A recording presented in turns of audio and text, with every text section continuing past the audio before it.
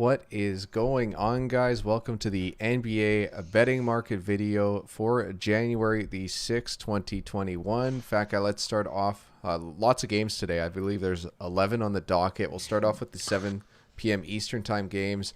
Rockets-Pacers, there's 1,134 bets placed so far. Pacers open at -2.5. They are still -2.5. 56% of bettors, 47% of the money. I'll also do money line. Pacers -135 to -133, 41% of bets and 49% of the money.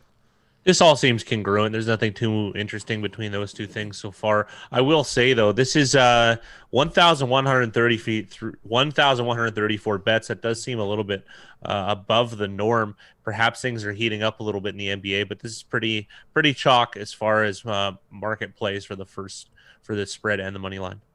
OU might be a different story though. It opened 227. It's been bet down to 225. Only 27% of bets on the under despite that line moving, but 55% of the money on the under. Yeah, but like that's still not a gap in money that's massive, 55 to 45. Although I would probably wager that that's sharp money on the under. It is an under, so that's an indicator right in itself. Probably the weakest indicator though. Mind you, 27% of the bets, 1/4 of the people are putting up over half the money. That's a good indicator when dollar per person is a little bit higher, and they moved the line 2 points. So I think that that carries significant weight in terms of the book's evaluation of how strong those bettors are, 27%. So I would imagine that a consensus of pros have the under on this game. Next up, we have the CavsMagic game. 756 bets so far. Magic opened as 6-point favorites. They've been bet down to -5.5. 73% of early bettors are on the Magic, and 85% of the money on the Magic, despite the line moving against them from 6 to 5.5. That is a little bit bizarre, but it's only 756 bets, so perhaps wow. That is interesting. I mean, it's a reverse line movement against volume and money, but the one thing is there is a low amount of bets, so perhaps there's other reasons for it. So that money maybe doesn't carry as much weight. We don't have the handle on each of these games. Like, I don't know, $1 million could have been bet on the previous game, and maybe there's only like 50 or 60,000 on this one, right? So perhaps the minority on the Cavs. There is a couple sharps in there. It is difficult to make that assumption, but it's hard to make. Reverse line movements are rare. They just are. So it's hard to make any sense of that necessarily. But it is congruent between both the spread and the money line. And I'm kind of curious. This game's already a little bit of interest for me just to see how it shakes out, much like the Timberwolves last evening. And the money line's interesting too, because this line moved down half a point, but the money line only moved from +200 to +190, which doesn't seem like it seems like the spread moved more than the money line. If I had to guess, it'd be close. We're still finding our way as far as that goes, right? And the other thing too is it's not like it's balanced. Like the spread and money line money is on the Magic, right? So little bit interesting, right? They're de-incentivized the Cavaliers despite very little interest in them. So I'm, it obviously alarm bells in my head go off, right? Like why are the Cavaliers getting a worse price now? So, anyways, the interest is there for me as far as the Cavaliers this game. The OU opened at 214. It's been bet up to 215. Despite 55% of bettors and 53% of the money being on the under. Yeah, that's pretty standard, I would say. I mean, a 214 to 215, very, very lateral movement, looks like. So 55%, 53% money. Yeah, pretty chalk here. Next up, we have the Wizards taking on the 76ers. There's been 1,210 bets in this game. Sixers opened as 6-point favorites at home. They've been bet up to -6.5. but at plus 103. So it actually, even though the line moved, the juice moved against them. And we could see that with the money line. Sixers minus 235 down to minus 230. So an interesting way for them to move the line, but not move the juice.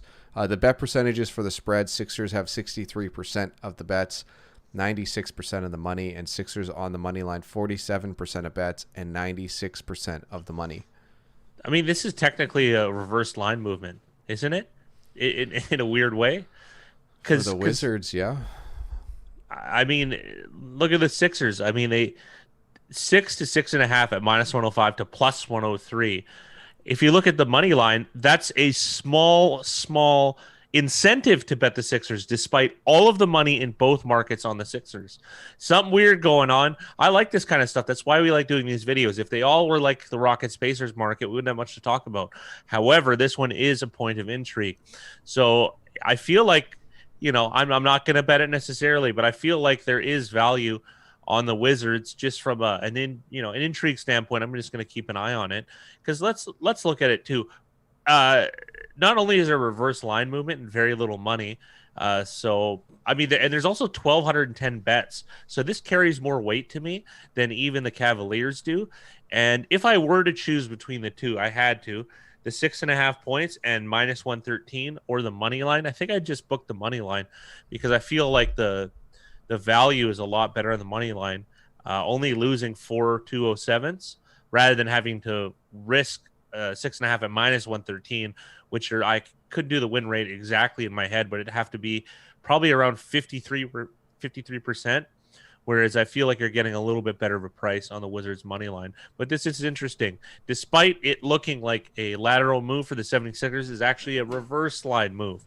See how they do it? They're doing that little cup game with the spread and the juice. You know what I mean? Because they're not, but the money line doesn't lie. That number can only go up and it can only go down. So again, we're going to be able to know exactly how these markets are, where it's supposed to be congruent. But that being said, there's a lot of intrigue for me on the Wizards. And I agree with you about the money line probably having more value than the spread. That's just my 2 cents.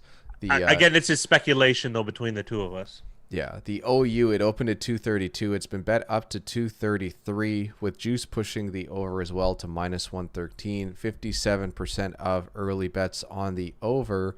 However, only 43% of the money on the over. Yeah, this is a part of the 1,210 bets, so I can kind of understand these. Like, it has a small, I guess it's a small reverse, but who knows when that money was put down. It's a little bit different when there's no money put down on the Wizards and then the line moves against them. Mm-hmm. Whereas this one, there's different entry points, so it's really just 1 point. It's not really too interesting. Next up, we have the 7:30 p.m. Eastern Time games. We'll start off with the HornetsHawks, 1,134 bets so far. Hawks opened as 5.5 point favorites. They've been bet up to 6 point favorites. Only 51% of bettors on the Hawks and 45% of the money on the Hawks. So I'll jump straight to the money line, Fat Guy, because not much to talk about there. Hawks minus 215 up to 229. 53% of bettors and 89% of the money has helped push the Hawks up. Yeah, absolutely. That's just it's a lateral move. You got to remember, because if you look just at the spread numbers, you'd be like, wow, that's a small reverse line movement against the Hawks, right? I mean, going 5.5 to 6, despite getting less of the money. But then you jump over to the money line and you see that the Hawks have had considerable amount of interest. So I guess they kind of balance it that way a little bit. But this is pretty lateral in itself. But interesting that people are, I would imagine, sharp bettors too. There's 1,134, and perhaps recreational bettors are betting a little bit earlier as well, perhaps before they go to work. But I mean, what's interesting to me though is why do they favor the money line sharps more than likely in this spot than they do the spread? I mean, we don't have the answers to those questions right now, but we will in due time. And then the OU for this game, it opened at 230. It's been bet up to 232. 74% of bets and 55% of the money has helped push that OU up 2 points. Pretty standard, but it looks like there's, if you're going to look at volume to money, it looks like there would be sharp action on the under.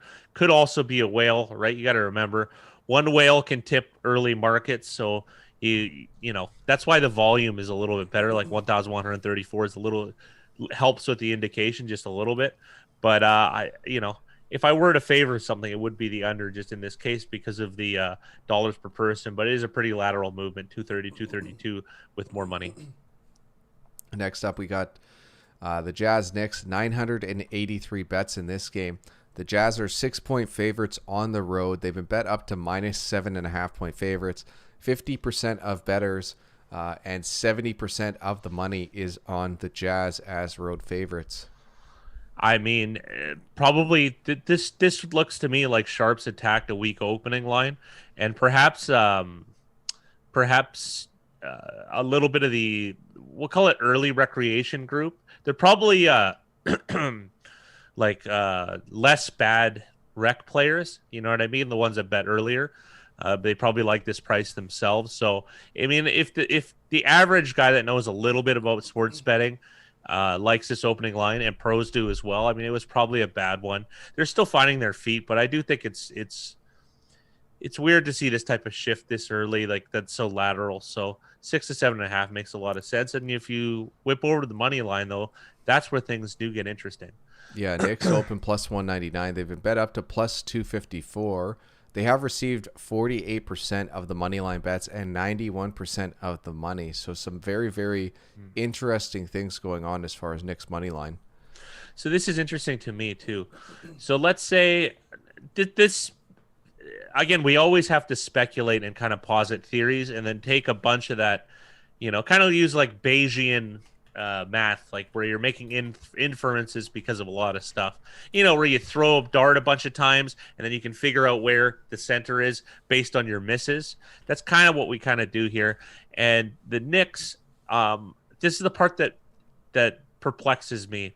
If you're going to put a lot of money on the Knicks to win the game, why would you do it at a price lower than what's now? Because right now is the best price that's been offered for the Knicks. Right, so maybe he didn't, whoever this is or whichever group this is, bet the Knicks at 199. Maybe they did. Maybe they bet at 220. Maybe they did 223. Maybe they did at 254. And it's most likely that they did it between 199 and 254. And the best price available is the one right now. So how sharp it's not that sharp to get a bad price, right? Like this market is 91.9. It's heavily favored. So, betting that number at even 240 is pretty bad, right? Like considering, because sharps always want to get the best price. So now I'm just confused as to, that's why it seems more like whale action, because wouldn't they be waiting? Wouldn't they be waiting to drop the bomb and then shift it backwards? So I saved the data for all this line movements.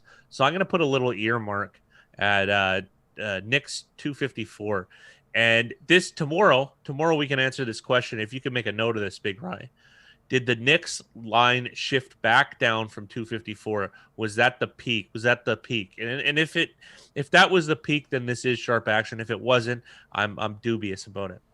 The OU for this game, it opened at 215. It's been bet down to 214 with juice on the under at minus 108. But 48% of bettors on the under, 46% of the money on the under. So not too much to talk about as far as the market is concerned. Pretty lateral. On to the Celtics Heats. The Celtics Heat, 794 bets. Heat minus 2.5. They've been bet up to minus 3. 54% of bettors, 88% of the money on the Heat, helping push that line up from 2.5 to 3. Point of intrigue here: 794 bets. Celtics Heat. I mean, as far as I understand, are they not more popular teams realistically? I mean, these are two successful teams from the past year.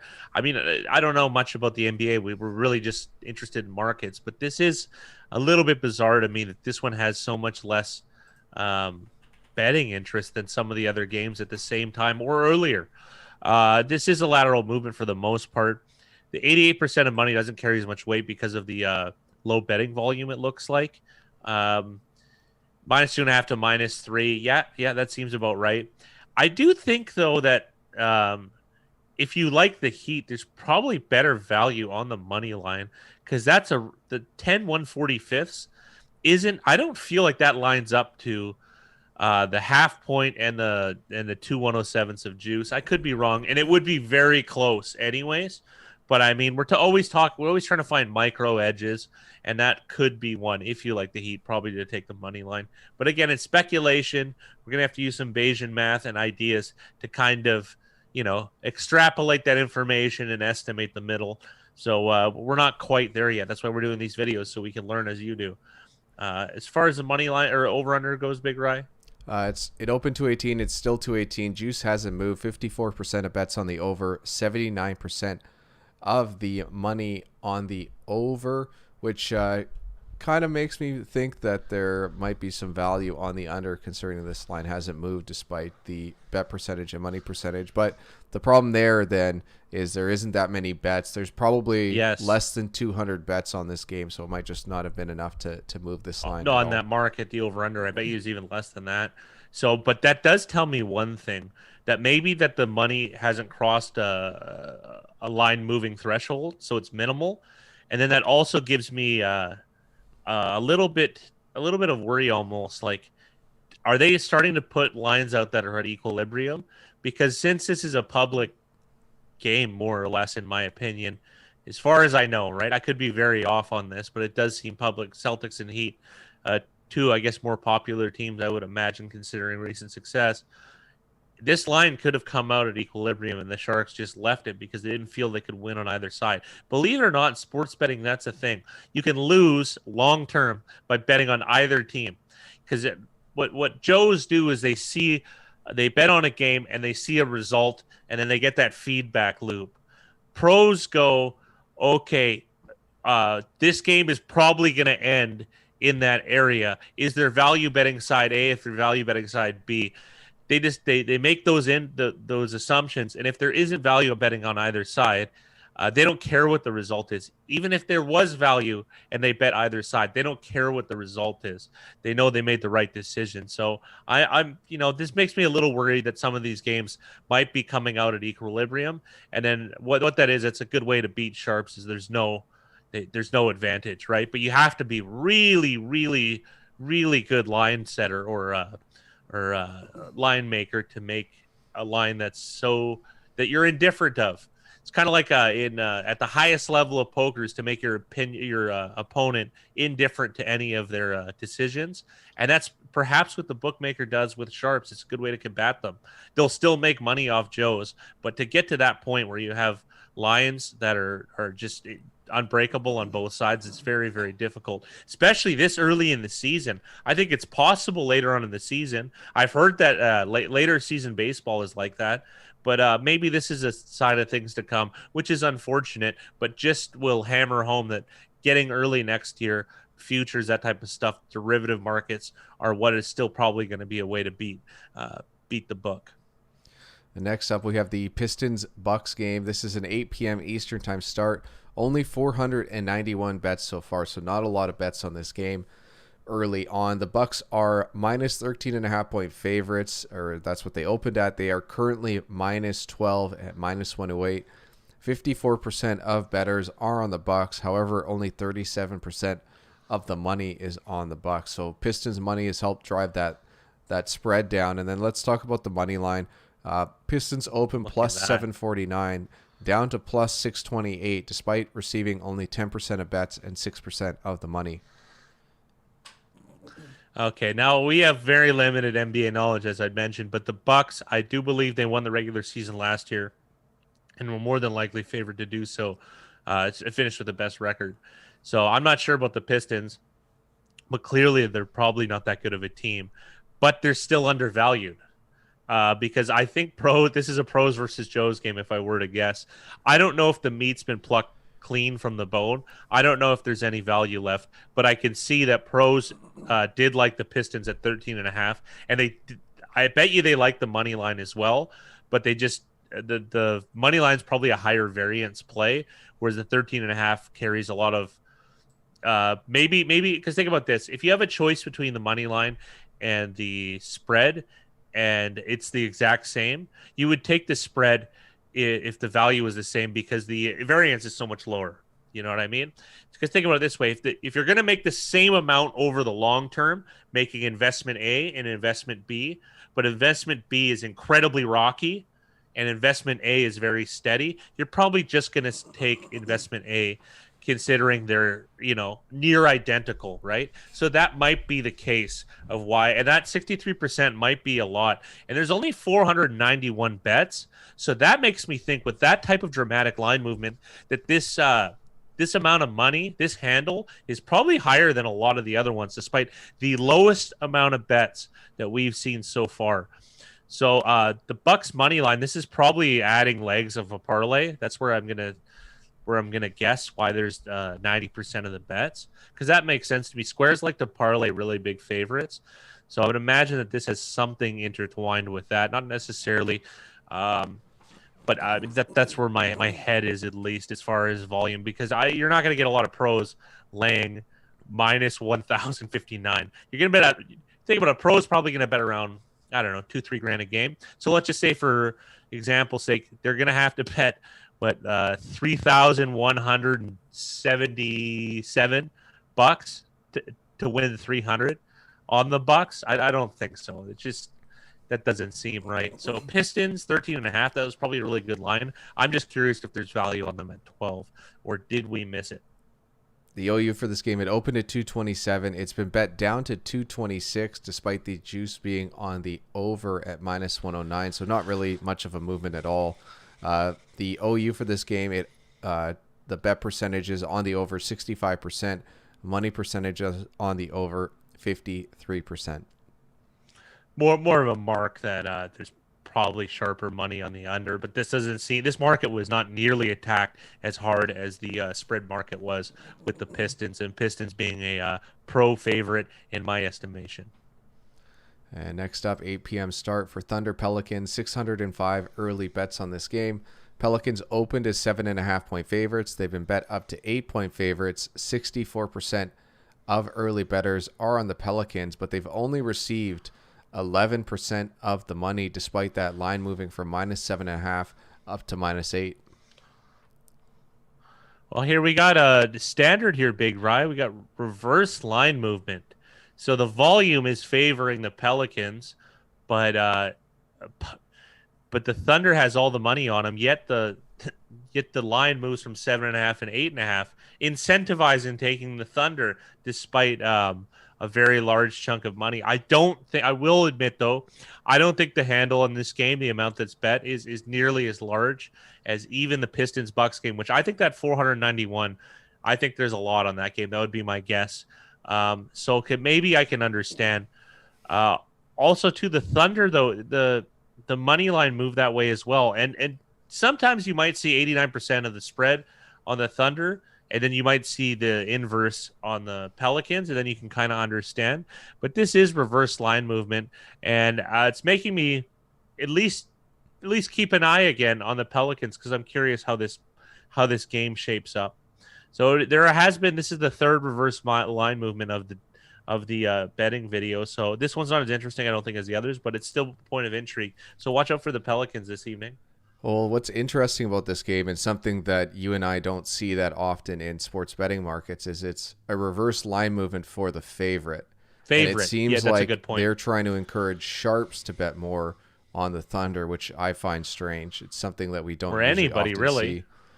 The money line for this game, Pelicans open minus 305. They've been bet up to minus 333. 73% of bettors taking the Pelicans money line, 57% of the money. So obviously 43% of the money on the Thunder, anywhere from plus 262 to plus 283, is technically more money that the books are willing to risk than on the Pelican side, despite the bet percentages being so lopsided.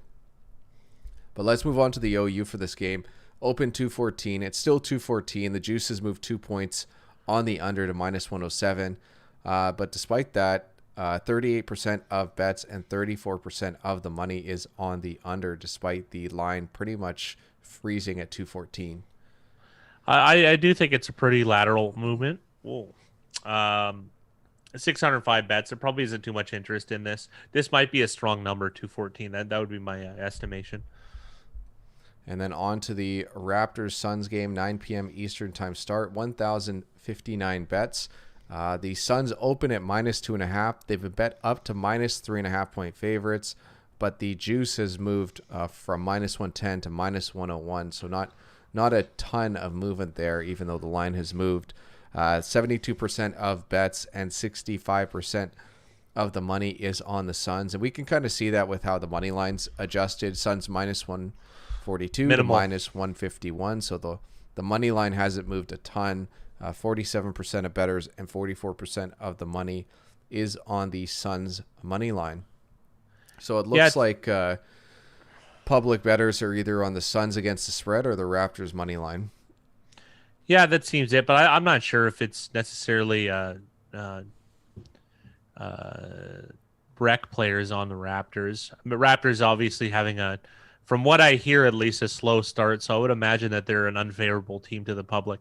1,059 bets, though. That's interesting to me. I guess it's a primetime game, but I mean, it is later than the other ones because usually pros, they kind of bet too much in their account and they see what's left over and then they bet based on their earlier results. It doesn't make any sense, but we have to get in that mindset. How do they think, right? So it's just interesting to me that a lot of guys probably passed up those games to bet this one, considering the two franchises. So I'm not, just interesting to me that I figured there'd be a better line and more pro moves on the Raptors, but I guess that's not necessarily the case. So we'll have to see how the market matures, though.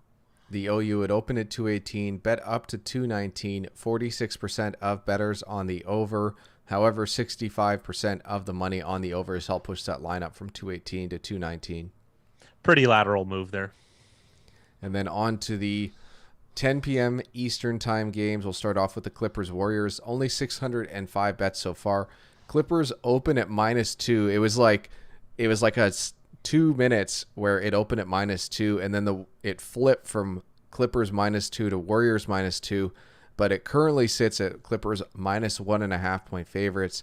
53% of bettors are on the Clippers. 84% of the money is on the Clippers as well. And then you can kind of see what I was talking about because the money line actually came out a couple minutes later when the Clippers were 2-point underdogs, and that led for that money line to be Clippers plus 106. But now that the Clippers -1.5, -116 is more congruent with each other, 55% of bettors and 94% of the money is on the Clippers. So money on the Clippers on both the spread and the money line, Fat Guy. This would be a classic stay away game for me, to be honest. Only because, not that I'm giving betting advice, but I'm giving ideas into indications that I look for. This has got to be close to equilibrium, Big Rye, with flips around those short numbers.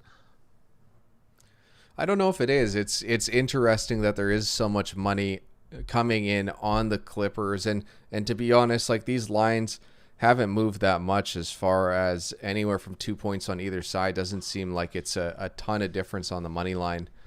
So this is kind of like in the NFL, if we had to relate, it's like one of those games that would move from like a 2.5 to 2.5, which it looks like a big movement, but as far as the score distribution win probability, goes, it doesn't change a lot.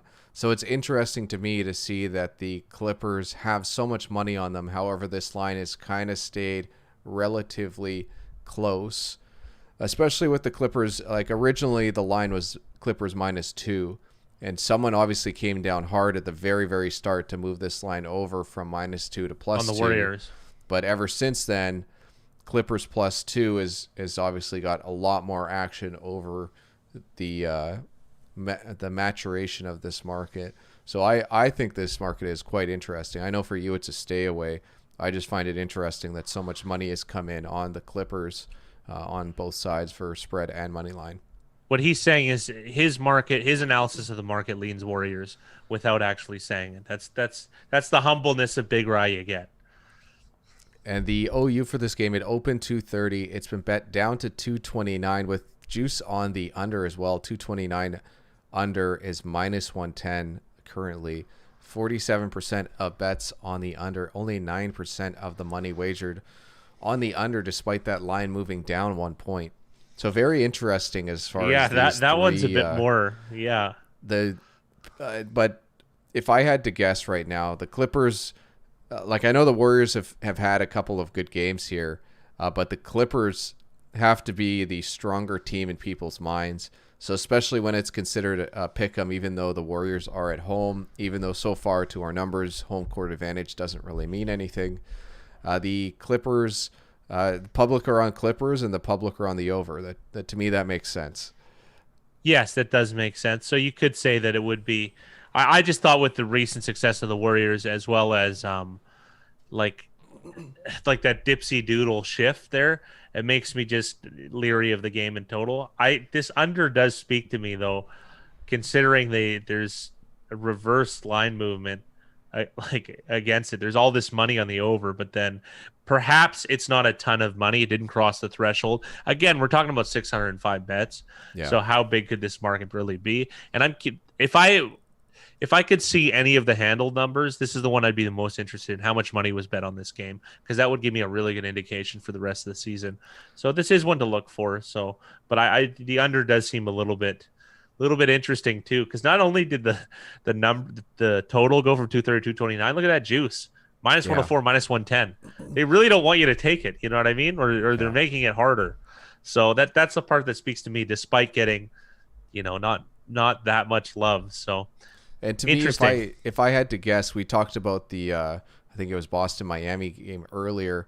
I have a feeling this Clippers-Warriors game is going to get quite a few bets. Like it's going to reach like that 4,000 to 6,000 range, which is on the high end for an NBA game. So it's a market that's definitely worth watching, especially when tip-off approaches. I'm sure some people are going to have a really good or really bad time on these 7 p.m. Eastern time games, and they're going to be wetting their whistle when it comes to facing the losses, doubling down, whatever you call it. Whatever it is.